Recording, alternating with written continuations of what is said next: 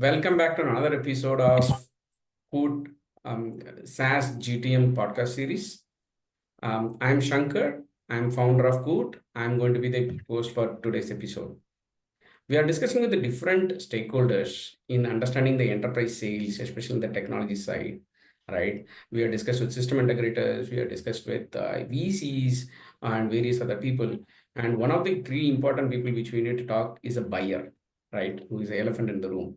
And today we are having Miss Sahana. He's working in Daimler Truck Division in India. She worked extensively in GCC. And when I talked to her, she said, she worked only in GCC in India, which is a very rare experience for many senior people like her, right? And she has seen for the past 3 decades, from the digital transformation to cybersecurity and various other areas, right? So today we are going to dive deep into her experience, her vision as leadership style and everything, so that we all can learn together. So thanks a lot, Ms. Sahana, for giving your time and that on a weekend. So welcome to our podcast. Thank you so much, Shankara. And I think the pleasure is all mine. And our industry grows by sharing all of the experiences that we have with one another as senior leaders in the industry. So, more than happy to share some of the small little things that I have learned through my journey here. Oh, thanks a lot, Sahana, again. So, no, I just made a small, brief introduction about you, right? But our audience would love to hear about your own experience from your mouth. So, would be happy if you could make a quick introduction about you. Sure. Thank you. My name is Sahana DB, and I have around 25 years of experience in the world of IT, predominantly in the technology sector completely, if I have to say. And it has been, all my 25 years has been working for some of the other GCCs, like I told you. Right from the time I started in the year 2000 to today, it's been smaller to large scale GCCs that have been set up in India. A lot of them where we started really small. I was like the 13th or the 14th employee to joining a GCC which has been in presence for 3-4 years. So all kinds of patterns and experiences across the GCC world is what I've seen. Around 18 years of the experience I've spent in the BFSI world, working for a lot of fintech companies and investment banks. So a good part of the front office, middle office, back office operations of the finance world I've seen through that. Then I worked for this company called Coke for the last 5 years, where it's a conglomerate, and it's more into the manufacturing and the ERP and the supply chain segment. So learned a very different perspective of IT in the world of manufacturing. From there, I have recently joined Daimler Truck Innovation Center, India, and as the group head or the head of department for infrastructure, cybersecurity, some of the group functions, and some of the financial services that we have here. So it's been a flourished journey, if I can say. And across the technology spectrum, I've been a I started off as a technical support engineer to being a tester to a developer to a quality engineering person to a business analyst at some point, running large scale implementation programs, client onboarding programs, and setting up centers of excellence across different functional areas, partnering a lot with the different system integrators, vendors to get these work and the activities moving. So that's more or less of my journey in the world of IT so far. Great, Sahana, to hear that. So could you tell a little bit background about, I think no need of introduction about Daimler, but a quick introduction about Daimler, what it does in India, um, so that that will set the stone for what we are going to discuss with you. Yeah. Surely. Again, Daimler Trucks Innovation Center India is a GCC for Daimler Trucks Germany. And we have a complete technology center operating out of India here, where we take care of a lot of the technology related work that we do for the Daimler Trucks. We have a presence for the last 3 to 4 years here in India, and close to 3,000 odd people operating from here. Lot of good work happening on the infrastructure side, the cybersecurity side, the SAP, the ERP side, core technology, core engineering innovations, all included. So more of end-to-end technology work across the life cycle of the truck, manufacturing to release to after sales, and all of the enterprise IT applications that go into supporting of all of this life cycle is what we take care from. Great, great, Sahana. Before diving deep into the co-work, when we talk to a senior people like you, leader like you, we like to understand how is your typical day looks like, right? What you do, so that, and also what are your kind of KRAs at a very broad level, and what are the challenges you face? Probably I'm asking three questions in one go. Like a typical day, what kind of KRAs and what kind of challenges you face? Uh, I think as you grow up in the leadership chain, and a lot of it moves from being responsible to doing the job to being responsible for the people doing the job. So it's all about managing your people, giving them the right kind of leadership where it is needed, being completely involved and engaged into what is happening across all of the streams that you manage, um, being connected with your global counterparts in terms of ensuring that they have that comfort zone of that we are getting the work done from here. And more or less, I think it's a lot more on the how would you say, the interaction or the relationship between our external stakeholders, our external counterparts, the global counterparts, our internal people, and the people downwards, and our local management. So it's a combination of all of these different kinds of connects which happens with different set of people that keeps our day going. And as always, there are a lot of meetings that we as leaders are forced to or invariably bound to attend. But right from, I think, from a people perspective, right from their onboarding to their relieving as a leader, we have their that whole um, what would you say, the responsibility of that or an accountability of that, in terms of that every individual coming into the organization, into our leadership span, to ensure that they are getting the right kind of guidance, they are getting to do the right kind of work, they are enjoying the work, we are able to provide them the right kind of support and leadership. At the same time, being able to convince our counterparts too on the capabilities that we have, the efficiencies that we have, project ourselves in the right sense, understand what they need, where we can plug in more of our work that we do from here. So holistically, I think it is across the floor, across the one floor, multiple floors. It's just you are everywhere. Okay, what are the challenges? And I know when you are having a diverse, different kind of work experience, right? What kind of challenges? Is it like holding people, or nurturing people, or is it like managing with your counterpart in Germany? What else, or in between, everything else? I think every organization, every stage and phase in each of the organizations, the challenges are very different. Like, for example, I've been a part of a lot of GCCs where I have been establishing teams ground up. Like, I started as Okay. the first 15 or 20 members, and from then on, we have grown the teams. So the initial few years of a GCC generally is focused on establishing that credibility first, getting our counterparts or our parent company to believe that we can really hire the required number of people from here, we can get them the right kind of skill set, giving them that assurance that the work that is currently being done by whoever is doing it wherever will be transitioned over to us, and we will be able to take control of it. So a lot of it is an order taker mode in the initial few years. It's very, very challenging.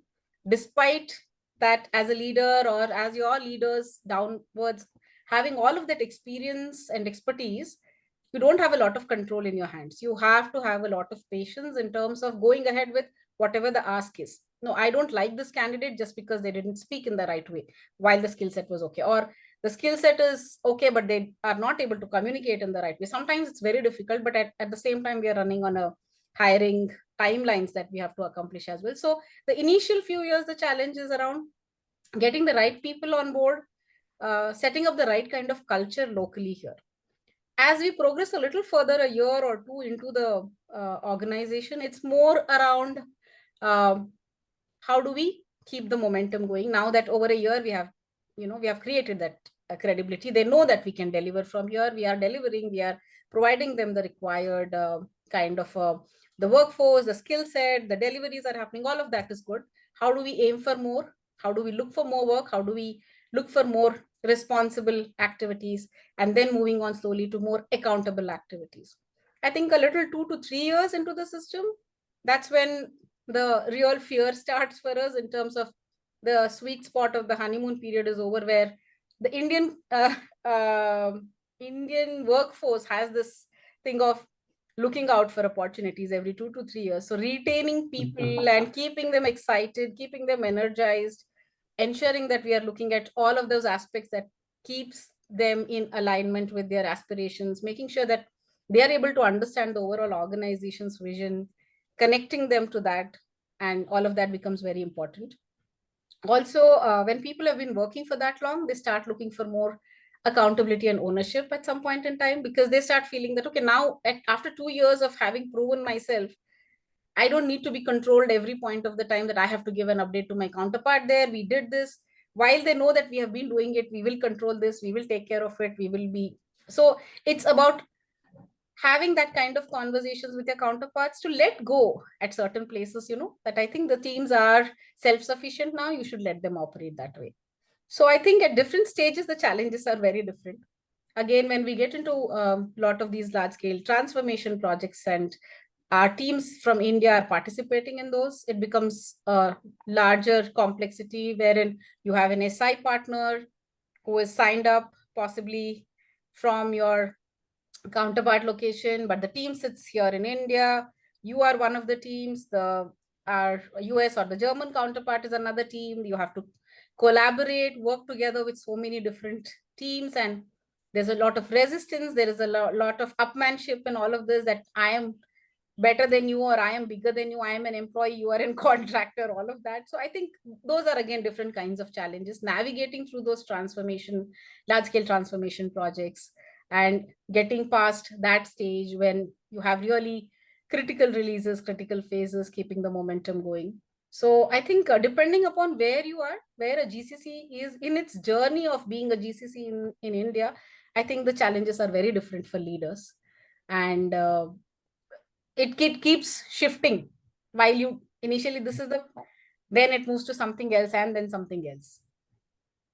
No, definitely, right? Sahana, why this part is very important is like most of the time when we deal with a buyer, right? I think, being running, multiple startups, we always see that other person is not responsible, not answering us, this one, because we don't know what the other person is really dealing with, right? So through our podcast, one other thing which we really want to do is, apart from the strategic insights, as well as even, giving, tactical things, even understanding the what is the other person is dealing, like, whether it is a IT head, a procurement head, a finance, right? What is their goal? What are their challenges? Because at least if you know that, right, things won't change, but at least you'll be able to empathize and you will have patience, right? So that is one of the, important part, we like to ask. So with that, we will dive deep into our conversation, right? So you worked in GCCs for multiple decades, right? No. So what has changed from that, probably from your first job? Obviously, even your job roles also evolved, GCs also evolved. So it's a kind of, so much of change. But could you, from the tech buying perspective, what are the kind of things have changed, Sahana ji? As in, from from the perspective of our partnership with externals, or the Yes, partnership what with the about? external people, right? I think you are how you buying products. Like earlier, we said that we are just, kind of order takers, right? Now, what kind of flexibility you have, what kind of decisions you take. I think, and again, at a broader level, I'm not specifically asking for neither for Daimler nor for Coke or for any specific company, but being a leader, you have seen multiple companies. How is it evolving, right? Primarily, again, from a a tech vendor perspective. how they can really approach, right? What level it will happen, what level now they need to look up to the headquarters. So I think if I just have to talk about like a journey from the perspective of GCCs, I think from where they started in early in the 1990s with the IT outsourcing wave, where it was like a ideal destination for cost arbitrage. We all know that, like, we had good skilled talent here, we had good English speaking workforce, all of that. And at that point, it started more of being an IT support, being a back office services, or maybe basic process outsourcing, or very operational activities was what how we all started as GCCs in the past. So most of the support or the work that we did was where we are not able to fulfill a work requirement or a resource requirement. We would always go to our partner vendors, we would take their help, we would have some support from them, we would do some part of it ourselves and some part of it going ahead and taking help from one of our partners and all of that. From there to where we are today or how it has been growing, I think like we are completely more into the strategic innovation hubs today. No more like a typical operation center. At the same time, in the true sense, like a global in-house center to a global capability centers to global competency centers is what we have evolved into. And today, if we see, we are more into we are contributing to digital transformation journeys of these large scale enterprises. And we are enablers as well as accelerators of the change.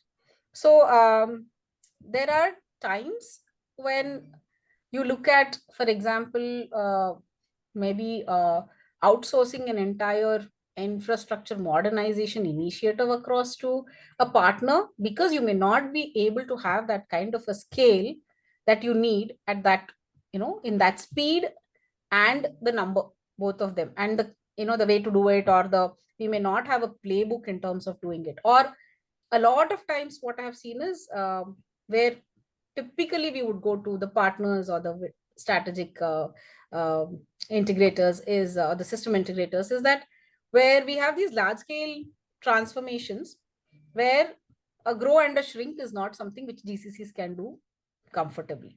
So the biggest investment or the biggest support that they take from is generally it would go out to is such activities where you have these reliable partners who have been doing it over and over again. They have a very well defined playbook.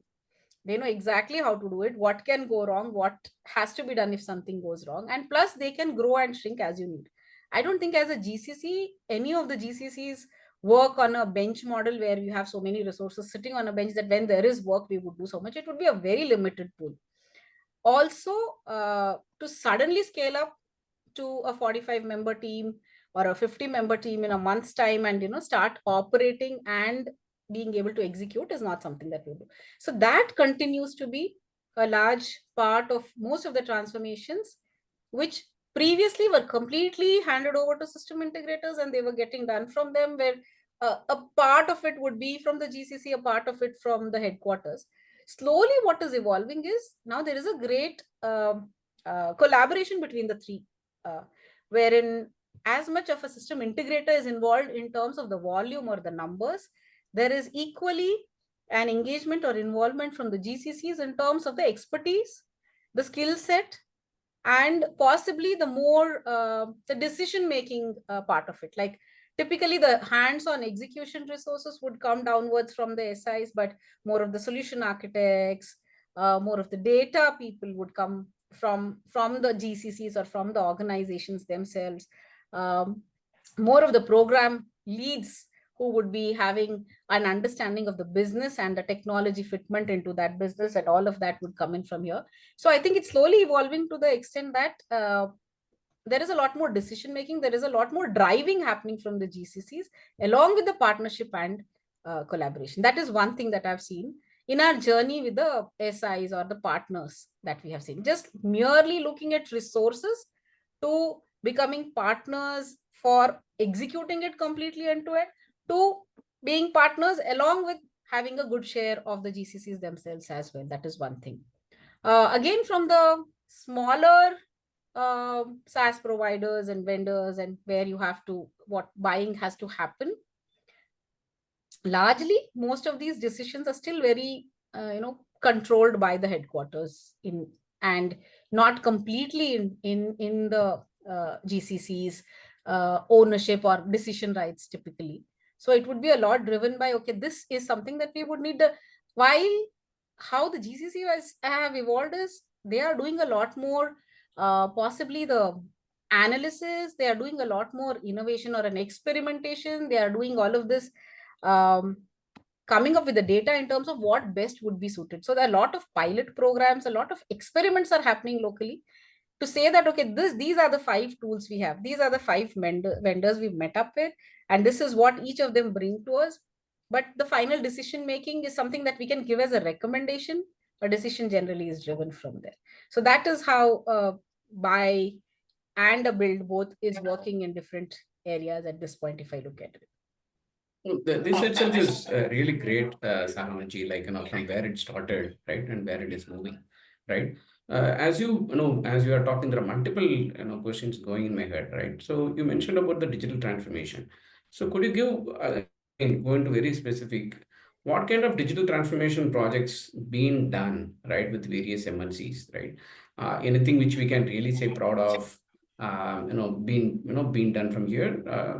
Yeah, anything you're able to take some anecdotes where it has probably hasn't happened earlier, but now we have done it, not specific to any particular company.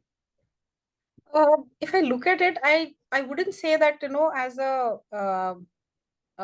from a transformation perspective or running these transformations, we have complete control, like again I said. But what we have seen is, there is for example, if I say talk about digital transformations in, say, the world of banking and financial services side of it, right? A lot of the work there in terms of, how would I put it, or if I just look at the maybe the manufacturing side of it only, uh, like all of this, the next gen technologies of the AI, the ML, IoT, blockchain.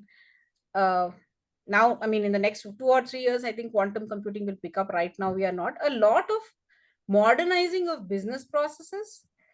Something like, if I have to say, like something like building or using an AI for predictive maintenance in manufacturing, or leveraging some kind of an IoT for real-time supply chain visibility. These are smaller pockets of transformations that is being done from here.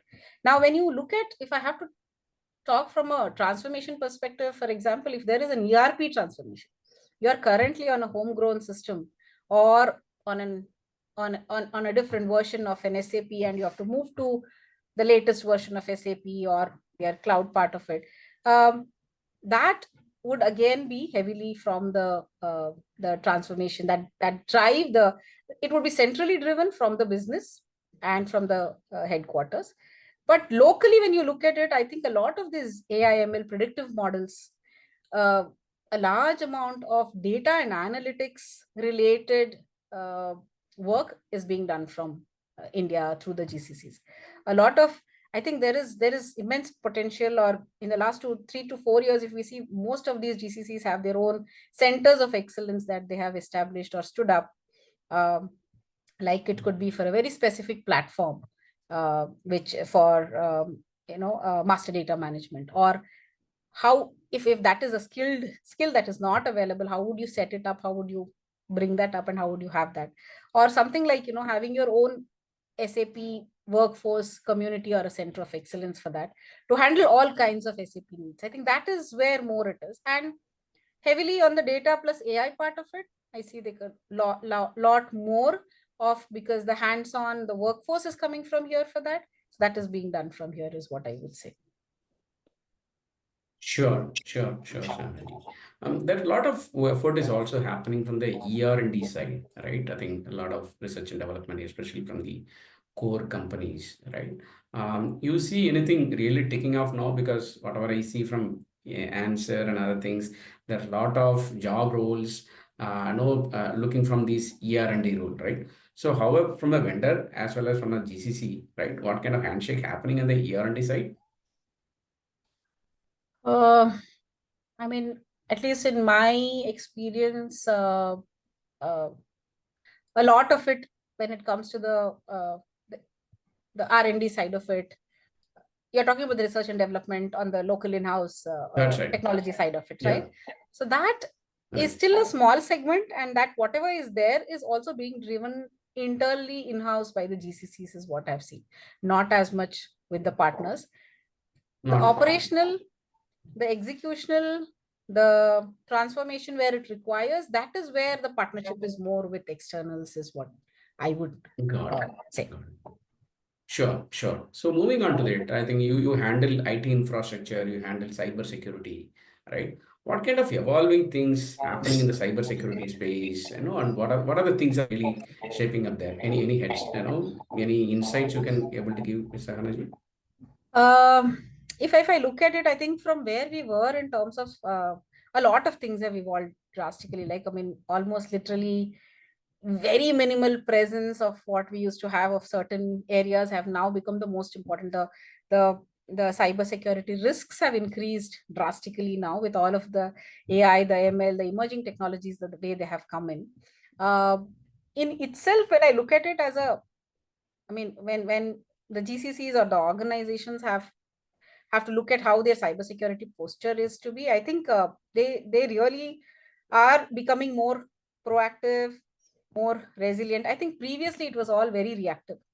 Like when something happens, then we go into the threat identification mode and the execution mode and all of that. Now there is a good combination. Like if really an organization is looking at, having a strong cybersecurity posture, they're focused, it's like a good combination of preventive and detective mechanisms right now. And there is totally a very strong focus on that. Like I think, plus at the same time, a lot of awareness was missing in the past, be it for their own people within the organization, for the people who operate, plus with the people whom they interact, like our third parties, you know. So now there is a lot more awareness internally within the organization, also externally when they are, interacting with them and all of that. So a few things, like if I look at it, one big for me shift is the reactive to proactive, where they are moving beyond like reacting to just incidents and focusing on anticipating these threats. So deploying like tools that are like really leveraging the UI, and they are and machine learning, and they're able to detect anomalies and identify potential attacks even before they are happening. Again, I think another thing is a very strong layered defense strategy is what I would say, like having a multi-layered security architecture where you have these perimeter defenses, endpoint protections, network segmentations, and some bit of identity management, all of that. So I think if I feel as we are progressing further, the changes that I am seeing more and more is that um, our I mean the focus, or our what would you say, our emphasis on having like a zero trust architecture, move towards a zero trust framework where no entity, whether inside or outside the network, is trusted by default. So every access request is identified or verified on the identity location and the device structure posture. Multi-factor authentication, IAM presence, micro segmentation, all of this. Again, also, I think a lot of cyber hygiene practices have come into place. If I look at it, patching and updating systems regularly to eliminate any of the vulnerabilities, strong passwords, policies, all of that is there. Shadow IT and monitoring, like for shadow IT or for some unapproved technology use, all of that. Um, Again, threat hunting has become very, very strong in terms of proactively hunting for teams that, I mean, having that teams which would be hunting for, actively looking for all of these vulnerabilities and signs of compromise. Strong penetration testing, security awareness is there. uh, and I think overall, if you see even the SOCs or the security operations center, which were typically not running out of here possibly, and now they're having a proper SOC centers, monitoring, detecting threats in real time, and having that completely enhanced with again AI, ML powered security information and all of that. So overall, I think there is a new meaning, there is a new push, there is like a best practices in place and more emphasis on how do we get to a better this thing of cyber security posture with the organizations now. Sure, sure. So with that background, how do you see in the next few years, right? From what you have seen in the past, how it evolved from the cybersecurity practice within the GCC, how do you see in the next 5 years as a leader? How do you see it's further going to evolve, Ms. Sahana? I think while this continues, I think the incident detection, I mean the prevention and detection continues to be the top when they are doing it. With all of these quantum computing, the AI ML advances happening, I think as this is evolving, they need organizations, and we all need to start thinking more for quantum resistant encryption to safeguard some of our critical assets. At this point, with AI, with Gen AI, with all of our emerging technologies, there is so much of interaction happening and not a very well defined, possibly a regulatory or a process for all of this, right? So that is only increasing our uh, risk in terms of how we do. So I think that would be one of the things. Most of our applications, our systems, our infrastructure, modernization, everything with more and more cloud movements and moving more and more on the cloud side of it. I think definitely the secure cloud environments become very, very important. Having like, shared responsibility models, continuous monitoring, encryption of data in transit and all of that. And a lot of secure IoT ecosystems will be needed, like ensuring that they are having very strong authentication, encrypted communication. So any tools, any applications that could support in these line items that would come out in the market would definitely have a uh, lot more weightage in the coming times, is how I would look at it. Sure, sure, definitely. No, so in another aspect, what are the key considerations for the large organizations to modernize their IT infrastructure and security, right?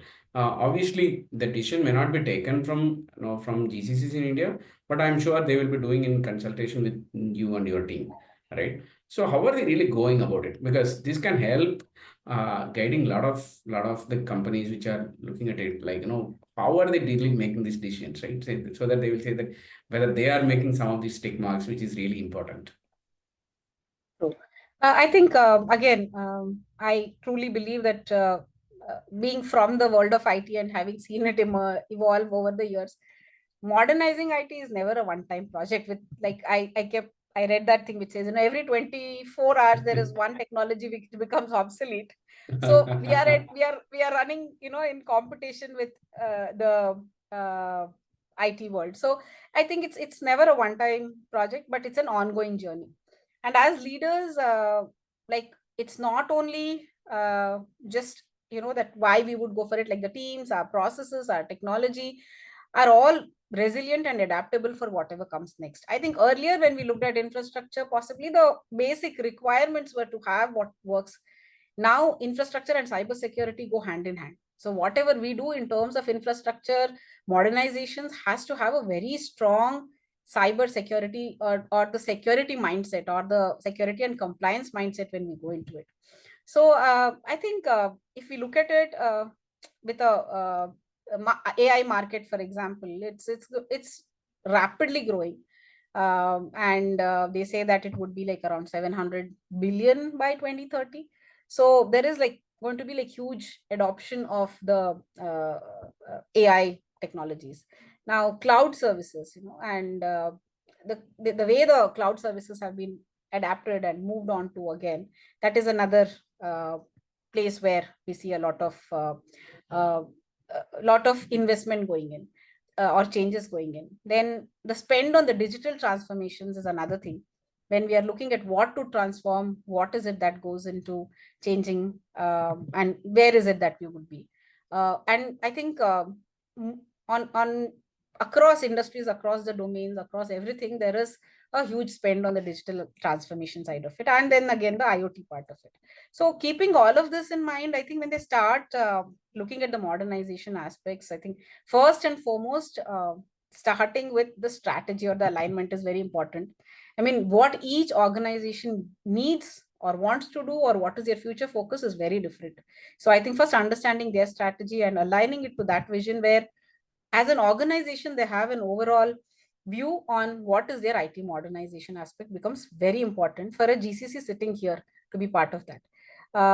Not just about adopting the latest technology, but ensuring that whatever infrastructure that we are modernizing supports agility, scalability, resilience, all of that. So I think more than anything else, the strategy in terms of what to retain, what to retire, what to consider while rebuilding, and the organizational priority becomes very important. And sitting here at GCC, we have a very good insight into the overall structure of the infrastructure world from your headquarters and your other locations as well, because every GCC that I worked, we had a very strong infrastructure presence in India from where we were managing all of that. Then again, I think looking at a current state, defining the future state would be the next thing. I think with all of this focus on data, if I look at it, data management, emphasis on data-centric modernization, again, is the biggest thing in terms of modern infrastructure. So when all of this is growing so rapidly, like, improving our data storage, retrieval, and processing capabilities, transitioning to advanced databases, implementing big data solutions to enhance data management, ensuring compliance and data protection regulations, all of this should be like kept in mind while doing the infrastructure modernization. So it should revolve around the data, its management, its protection, its utilization, and a lot of this data ops frameworks has to be taken into consideration. Secondly, when it comes to cloud adoption, I think with that is like a everybody is going towards that, right? Like everybody wants into the global cloud computing market, but it will reduce the maintenance costs. It will provide them advanced safety features, but it should not be a cloud only, but it should be more of a cloud first kind of a solution. So more of a hybrid multi-cloud strategies is important when you think of modernizing and moving. So a public cloud, a private cloud, and an on-prem solution should all coexist based on what is your workflow specific needs. Similarly, I think this would kind of help provide that flexibility when ensuring sensitive data can remain on-prem or in private clouds or meet those regulatory requirements and all of that. Again, and I think automation and AI, automation has been picking up over the years. If you look at it, infrastructure automation, if I look at it, infrastructure as cloud, that tools and automation frameworks to ensure like, consistency, speed, or for the deployments, AI-driven threat detection. So again, automation and leveraging automation and combining it with AI will be a core part of the modernization. Again, as we have spoken in terms of the cybersecurity aspects for infrastructure modernization, I think embedding a security by design like completely becomes the biggest emphasis for them. So like that zero trust architecture, shifting to a zero trust model, that is becomes important. IAM becomes very important. Data encryption becomes very important. So and prioritizing compliance from the ground up, like, it is completely the ensuring that we have the regulatory frameworks. For example, different industries, different geographies have these distinct regulatory frameworks.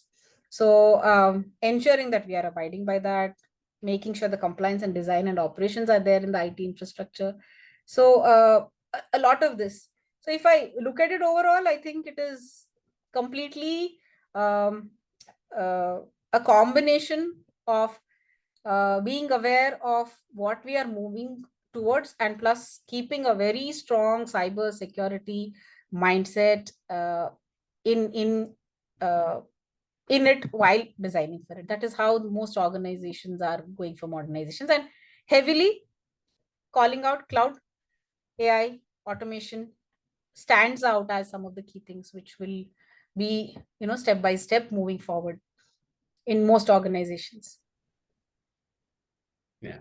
Thanks a lot for the very detailed explanation, Sahana. You earlier a few minutes ago you mentioned though with respect to working with products, right? Though the decision making doesn't happen here, but many times you give recommendation, right? So diving little deep onto it, right? Does it happen by design? Hey, these are the areas your headquarter is asking for certain recommendation, or is it you are finding it on your own, or is it related to only to your work, right? So that way. So how does it happen? I think you identify certain area. Yeah. All sources. Some of it we get Okay. as possibly a headquarter decision, which would say that we are looking at possibly a modernizing in this area. What do you think would be a possible solution, or what should we go for? And there the discussions would start, and the leaders would start brainstorming with people. Um Most of the organizations today have this innovation and experimentation as a core theme that runs across most GCCs in India, runs as a horizontal. So as part of that, everybody has something constantly. Oh, if the infrastructure teams at part of technology are thinking of what we can innovate, we can experiment, we can try, we can modify, we can transformation. So I look at as information, innovation, experimentation, and transformation goes hand in hand together. So all of them are bundled as one group. So infrastructure is looking at what is it that we can look at, what could really transform our from current state to a future good state. Same thing when you look at the application development and maintenance teams, the ADM teams, when you look at it, the core application development and maintenance, they are looking at what are the technologies, where is the tech stack moving towards, how do we upgrade our tech stack to something else. And when you look at the support side of it, they're looking at, what can we automate, what can the processes, how can we make it better, how can we end up spending lesser time or lesser effort on this and all of that. So I think overall across there is this constant churn which is going on in terms of what do we do next. So one source is that they are coming up with certain things that, okay, for example, I think in one of my earlier organizations, I remember doing this exercise or a pilot very early on, like a year and a half ago, with GitHub Copilot, how it can help our developers in with the coding and in the practices and all of that. Like, it started as a very simple exercise, and when it actually went in, they did the whole course of the pilot for the 3 to 4 months, and then they came out, and we really got those approvals to go ahead and buy those licenses, and we could see that how it was improving and helping them with that. Definitely not everything that we're transforming and changing would lead us to a situation where we'll say, okay, this has given me 5 FT savings and or a 24 hours of savings, so one resource is released, or nothing of that sort. But there are a lot of efficiencies that I can see which comes out. So sometimes it is a mandate, or it is a direction from global headquarters based on which we start our designing and we start looking at what we can do. Some of these are coming out as our own hackathons and innovation and experimentation, um, or phases, or whatever challenges that we are putting people through that. And some of them are like, you have to go out of it, because I think it is going out of support, it is sunsetting soon, they are forcing us to get out of it, and what better way to look at it. A lot of times I've also seen when some leaders, some technology leaders, or some um, uh, the subject matter experts, when they come from a different organization to a current organization, say, oh, we did this in our organization and this was all the benefits we found, why don't we try this? And that is also one source which leads to thinking like this. So in GCCs, it's typically a long timer mindset is very easy to live with. Oh, we've always done it this way, this is what works here, this is our culture, we know it, we have done it. When a new person comes from outside, there is a completely different thought process, especially when it is at the leadership layer, or at the architecture layer, or at a strong SME decision making layer, right? That is when a lot of these things get a different meaning also. So in different sources it comes in, but uh, it that analysis is happening locally in GCCs, is what I would say. Very well articulated, right? So now I'm thinking I'm running a startup, right, which is doing some disruption in the infra or in the cyber security or something, right? Now I want to sell it to an enterprise. I see that now the GCs are doing somewhere in a, in these times of either accelerator or some program other in working with these startups, right? Now, what are the basic checkbox I need to tick to be eligible to sell to an enterprise like Daimler or Coke or any other company, right? What are the basic criteria you will be looking at, Ms. Sahana, even for you to recommend to your, your peers in headquarters? I think one is the credibility is very important. They should have that credibility or a success story that they have established in the marketplace. Anything for large enterprises to just go ahead and try for something completely unknown is a again, there is only that much of a budget or that much of a risk taking or a bet taking kind of a setup which is there within GCCs. I mean, not even only in GCC, every organization they look at it in a very small pocket of it, like where they are 100% assured. So most other places, it is always a credibility that they would look for. Also, I think it depends on similar industry, similar domain, similar organizations. If they have kind of adopted it, it's always easier to correlate. Like I remember going to a Microsoft session or a showcase where they had invited us and they were giving us all of this. And while it was very data heavy and they were trying to talk to us about some of their new features and how it works and all of that, most of the people that from the organization, when we were having questions, it was all relating to around like, okay, can you give me like a typical case study of what you have done for an organization like ours? Or if I have a certain workflow or I have so many data lakes across and I don't have that possibility of merging all of them together, or if you talk about any other conglomerate which had very discrete businesses underneath it, have you done that for them? Or I have four different distinct businesses within my own headquarters and we are catering to all of them as a horizontal from here, but they're very different from one another, right? So if you have this case studies, it will relate. So I think it's heavily biased towards one is the credibility and how much they are able to have done and delivered and how it's been going well. Second, again, I think the relevance in terms of what other organizations have done it and how it has been successful for them. Is it very close to what we do and how we do? And the third is a very desperate measure where the enterprise is looking at a deployment of something like this and they get a vendor or a startup or someone who is providing a product which is very close to what their needs, which is not always the case, as we all know. So I think for startups, again, they need to do a very thorough research on these organizations whom they approach and have like some kind of a commonality if possible, like, okay, I deal with all of the manufacturing segment, these kind of companies, these are the ones, or I go to the banking side of it, or I go to the networking side of companies. And it's generally a domain centric or a business centric is how I would look at it.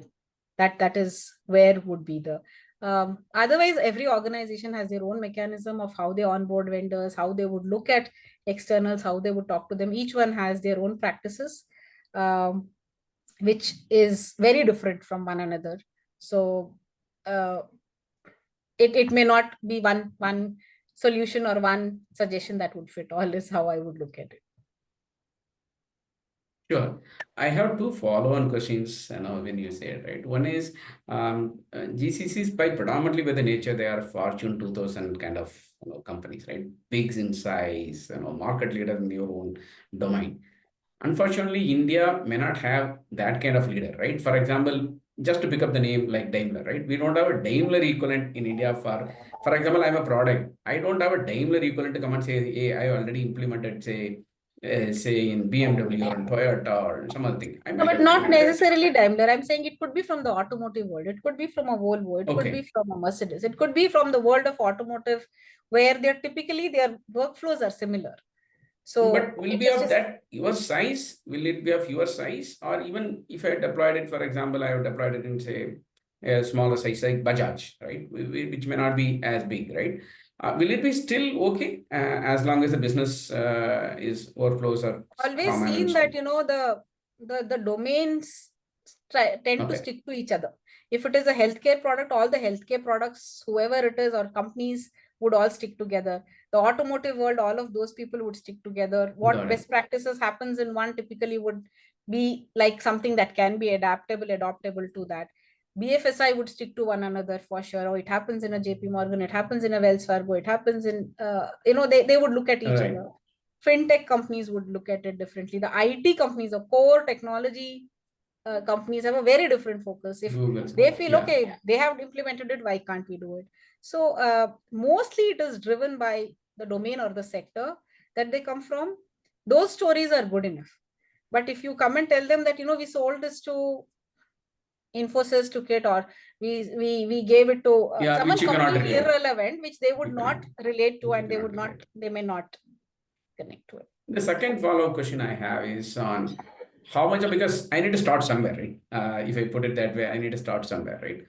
How much of the POC, how much I'm saying that, hey, probably I have done a fantastic product, I have done it in some small deployment, but I don't have a great enterprise, right? How much of an acceptance, right? In terms of saying that I'm ready to come and put it to you, right? Kind of POC which you are ready to explore. How much of that acceptance there, not only again to any specific company, but overall GCC, if I want to take that as a route? It's a very company to company specific policy that they would have. A lot of them have their own compliance and regulatory guidelines for onboarding and trying out all of these POCs. What we would open out to them, what they can get access to, or what kind of conversations we can have. So it again depends on what is their focus on. See, the GCCs that are trying to set up in the very initial phases in India, or in the first 1 or 2 years, typically they would not even be getting themselves involved into such kind of products, because they are still trying to establish themselves. The ones who are more seasoned, 3 4 years into the system, they understand how it is, they know the headquarters very well, the headquarter trusts them. Those are the ones that would be able to kind of make those. But again, it is, they will have to start somewhere, and typically I think a lot of the leadership from across the GCCs, from across the organizations, and would be visiting a lot of these some or the other sort or form of these conferences, the technology conferences, the Gartner conferences, the symposiums that you have, NASCOM conferences. So I think a good presence there, a good write up there, or good presentation into that, and a would be a good selling point for them to make that outreach. Sure, Sahanaji. I think in cognizant of time, probably the last couple of questions, right? I think you already covered this aspect in a different angle, right? It's like, especially if a system integrator, like now they want to come establish relationship with the GCC for a particular service or something, all right? What are the things you will advise them, saying that how can they really go about it, right? Because the system integrators also plenty, right? Yeah. There is, I won't say with all due respect to them, may not be much difference between one to other, right? So in that way, what will, if someone comes to you, like what will make it tick for you? I think a few things that when the system integrators go into it, I mean, typically see all the system integrators that we have interacted with, and most of the times when we send out an RFP, like you have all of them coming into play. All the big ones will come into play, and typically how each one would behave, what he would bring and what she would bring, and all of that we are well aware. But a lot of times, I think it is very good understanding of what is the needs for our organization, a little bit of understanding of where the organization's next few years are pivoting towards, or what is their a good understanding basically of that organization where you're pitching it for, in terms of why they are doing it, what is this kind of a transformation that they're looking for, and why now, why are they doing it now? Uh, is this like a desperate measure because they have to do it? Like a lot of times people are moving into S4 because SAP at some point said that you have to move, or we end support, all of that, right? That is also there. And they know the transformation journey takes a few years, so they would make that. If somebody is moving into a new CRM tool, why now, and why are they looking at consolidation? Why Salesforce, or why anything else? So typically, um, uh, understanding of that organization and their vision and their strategy, where they are moving towards, and why they are trying to implement that becomes very important. Since most of the SIs will have to engage with the GCCs locally as well when these transformations start, instead of looking at GCCs, I mean, typically I've seen that there is that big tug of war between the GCCs and the system integration partners, or the resources from both ends always having that disconnect in terms of looking at each other, or system integrators looking at them as like, we are signed up with the headquarters, so we will take orders from there. And you know and that's something that doesn't go down well with the GCCs. I think that relationship is very important. You have to look at the local presence of the GCC very strongly, build that cultural connect with them because of the location preference, and instead of competing with each other, how do we partner better? I think they have to look at that collaboration, which most of the times in my experience, that is one of the toughest things to manage, because that SARS out very easily, because the core team is here, the core team from the GCCs are also here, but the interactions do not, because there is not enough transparency. They're always trying to be better than the other. So looking at GCC as a part of the overall headquarters and as one organization to whom you're catering to and partnering is a good thing, is what I think, because that is very crucial. Then I think, again, as I said, it's all about, they all come with a playbook. Showcasing their success stories becomes very important when they're coming in, how they have been doing it. They know how to do it over and over and over again. So they would have all of that stories. There is nothing new to tell them. Smaller SIs, maybe that's something that they have to kind of start understanding how the bigger ones do it, because they have like I keep saying, they have a good playbook that they keep running one after the other and so on. And look at it as more of a long-term commitment also, that with the organization, because this experience or this particular relationship is giving you more opportunities across. It's not the end of the story that you get to do this transformation and you're done with it. How you do this will depend upon your next experiences of what other transformations are coming. And like I said, in IT world, the modernization is an ongoing journey. So there will constantly be something or the other that you have to do. And the scale is one of the major things. Scale and expertise and the skill set and the time, the timeliness is what will always make them a good partner. So it is crucial for them to understand that. And I think the risk management, a strong risk management uh, focus, saying that if this goes wrong, we have a plan B. If that goes wrong, we do it this way. That is something which most of these companies, when they're partnering with the SIs, they would look for. Sure, sure. Probably the last question is like, you're a strong advocate of DEI, right, and women empowerment, right? So if, there is no lot of opportunity, right? The people can work for startup, cutting edge development, or for a service company, or for a GCC, right? So if someone wants to enter into the GCC, kind of I like to work for a large brand, right? But what kind of pros and cons someone they need to keep in mind so that they have make a career out of it rather than working for a few years and keep jumping out? Uh, I think, I mean, for me, I have made a career out of it only. So I keep saying that. So that's a classic example. One, I think there's a lot of growth in GCCs, and when they start their in-house centers, and from the initial days, if you start on with that, one, I think uh, there are pros and cons. Like I say, if I talk about, like, for example, a typical SAP resource, who is working for a services based company or a consulting company, which is doing multiple projects for different companies on that same thing. So you are stuck with a particular module. So assume you are an MDG expert and master data governance expert in the SAP module, and you keep doing that MDG work, and you would be doing it for this company, then you would do it for another company, then you get to work on different projects and all of that. Whereas when you are a similar MDG expert and you are hired in a GCC, there may not be 10 others like you. You are the one, or possibly just two of you all. You are responsible for the overall MDG. Your learning is immense. Your ownership and accountability is immense. And the amount of playing around that you can do with the whole system and understanding the module and all of that.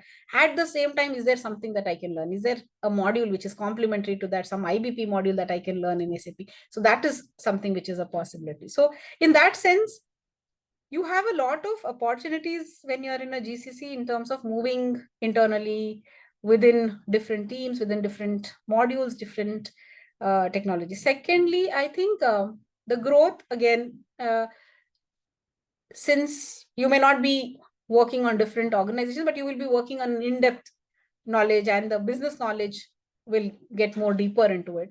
So if you work on a specific domain and a technology for a good period of time, that you have like a strength of both of those, where you have like a in-depth. Unlike a lot of services, you would just do this set of 4 activities, this, and beyond that you don't know what database is it built on, what technology it is talking to. My module is this much and I would only be focusing on this. Whereas when you're in this, you're still working together, it is your own product. So I think the pros for me of a product based organization or a GCC is always that, you know, you have the complete, it's like your own product, it's like your own ownership, accountability lies on that. You have a, it's more of an entrepreneurial mindset that you can have, that it is my own product that I'm working for. That's how it goes. And again, it's not that people, the more you stay, the more knowledge you have, the more knowledge base that you build. The organization thinks of you as an asset because of the knowledge that you have, plus this thing. So you become very critical to the organization as well, rather than you being looked at as an individual or a just a MDG resource. You are that MDG expert that you would be looked at. So those are some of the things that I would look at. Cons, sometimes it becomes that not, it starts off as that, as I said, the control game, right? That control game doesn't get out. So for a long time, it starts feeling that, okay, however, whatever we do from here, we are always being controlled from there. They are not giving us the reins to run from here. So people tend to get a little disappointed that, you know, how long it's always we are the order takers.